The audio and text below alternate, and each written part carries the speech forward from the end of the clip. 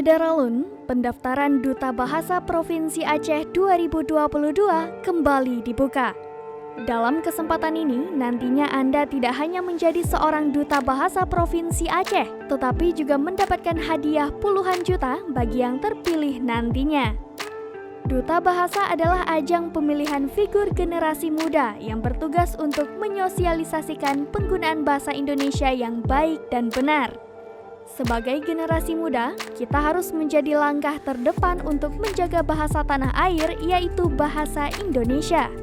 Dikutip serambinews.com dari akun Instagram Duta Bahasa Provinsi Aceh @dubasprofaceh, pendaftaran Duta Bahasa Provinsi Aceh tahun 2022 dibuka selama 2 minggu lebih, yakni dari tanggal 14 Mei sampai 30 Mei 2022. Adapun ketentuan tersebut adalah ketentuan umum dan khusus yang meliputi kelengkapan berkas. Pendaftaran Duta Bahasa Provinsi Aceh tahun 2022 dilakukan secara online.